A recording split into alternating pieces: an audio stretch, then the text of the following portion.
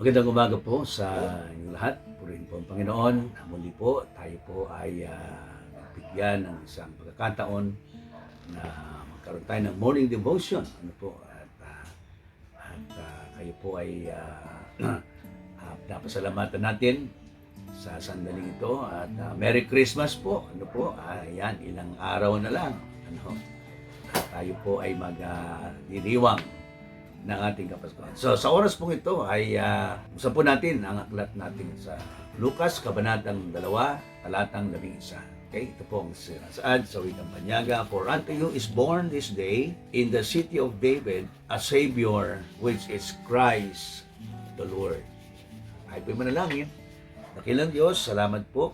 At kami ay meron pong pribileyo na muli na makapagnilay ng iyong salita. O Diyos, kayo po ang aking dalangin na manguna, pagpala sa bawat isa sa aming nakikinig na nanunood, Panginoon. At kayo po ang aming hinihiling na maitaas at maluwan natin. Salamat po sa umagang ito. Po aking dalangin sa pangalan po ni Jesus. Amen. So, paksa po natin ay araw ng Kapaskuhan or pagdiriwang ng Pasko. The right celebration of Christmas. At siguro ngayon, abalang-abala na ang marami sa paghahanda o yung iba, mga natapos na siguro, yung mga party-party na yan, mga pulong-pulong, reunion, yung iba ay tuloy-tuloy.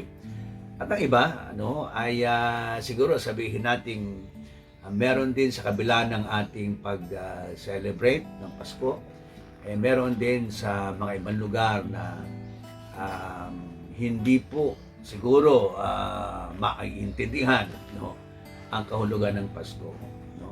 At marami po niyan ay nagdiriwang ng Kapaskuhan pero hindi alam kung ano po ang ibig sabihin o yung pangkahulugan po ng Kapaskuhan. Now dito po ay ating pong talakayin sa maikling oras, minuto sa ating pagninilay. Ang sabi po nito, for unto you is born this day in the city of David a Savior, which is Christ the Lord. So dito po, ano ba talaga ang kahulugan o ang dapat na pag-alaala o pagdiriwang ng ating Kapaskuhan? Well, dito po ay bibigyan ko ng tatlong bagay na bahagi natin sa pagninilay. Yung Pasko ng ating pinagdiriwang ay napakahalaga sapagkat dito ay meron pong napakagandang mensahe ang ating Panginoon. Okay?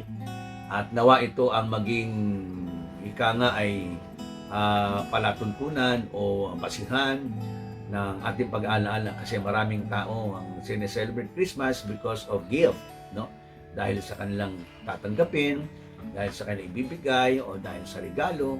Pero napakahalaga na ito ay makita natin ang Kapaskuhan, hindi lamang sa regalo, kundi doon sa nagkaloob. At iyan po ay ang ating Panginoon.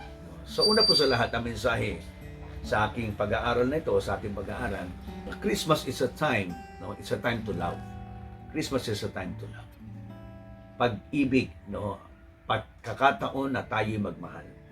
So ito po ay pagkakataon na talagang maipahayag natin, maipakita natin ang pag-ibig na totoo, yung pagmamahal. At si Jesus, ng ating Panginoon, siya na naipanganak, ay nagpahayag po ng katotohanan ng pagmamahal. Yung pong pagmamahal na wagas. Okay? Walang biro, walang halong kasinungalingan, Ito po ay totohanan ng pagmamahal, Ito po ay pag-ibig na hindi po naghahanap ng anumang kapalit. Okay? So sabi nga ang Panginoon ay pag-ibig. It is a fact, Hindi niya tinitingnan ng tao kung kaibig-ibig. In fact, makasalanan tayo pero minahal tayo ng Diyos. So ito po ay pagmamahal.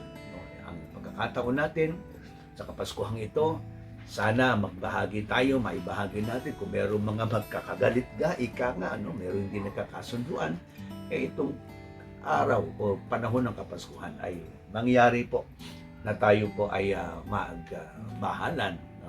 Pangalawa, Christmas is a time to learn. Matutuhan natin. Matutuhan natin kung paano ang Diyos nagtuturo sa atin ng kababaan loob. Humbleness. Okay? It's a time to learn, to be humble ourselves, yung ating puso, no? Wala pong mataas sa kanino man. Lahat po tayo pantay-pantay sa Panginoon. At hindi ho natin pwede ipagmalaki rin kung meron man tayong anumang bagay, kung mayaman man tayo, kung tayo po ay sikat, kung tayo po ay popular, hindi ho natin pwede ipagmalaki. Lahat po tayo, no, ay pantay. So learn to humble ourselves in the sight of God. Now, yun po ang ginawa ng Panginoon. Isang halimbawa niya, nagpakababa po siya, para sa atin. Okay? And then thirdly and last, Christmas is not just a time to love, a time to learn, and it's a time to look up. Time to look up to Jesus. No? We can see that where hope is, we can see that the Lord is giving us hope. Yung pag-asa. Kaya siya na parito. Tingnan niyo, sabi niya, a Savior, which is Christ the Lord. No? Naipanganak ang tagapagligtas, naipanganak ang Panginoon, naipanganak ang tutubos ng ating kasalanan. So pag-asa po ito, no? And then we have to look up to God. This Christmas time, no, sana bigyan natin ng pagkakataon ng siya yung may kaarawan. Ituon natin ang ating pag-alaala o pag-celebrate ng Christmas sa ating Panginoon. Okay? So I wish to God na pagpala po kayo sa ating devotion ngayong umaga. Christmas is a time to love, a time to learn, and a time to look up. Nalangin po tayo. Lord Jesus, ayo po, Panginoon, ay aming pinapasalamatan sa araw na ito at nawa ang pag-celebrate ng Kapaskuhan sa bawat isa, Panginoon, sa bawat pamilya ay ikaw ang maging sentro ng ilang Diyos. Give us a time, Lord Jesus, to meditate always upon your words, oh God. Thank you so much, Lord. Bless each family at sa oras ito. Palain mo rin po ang iglesia ni Pastor Let Nava, Panginoong Diyos, sa sandaling ito dakilin. Manguna ka po sa kanya. Purihin ka, Panginoon, kayo pang aming tinataas at niluluwalhati sa matamis sa pangalan po ni Jesus. Amen. Amen. Gandang umaga pong muli at Merry Christmas!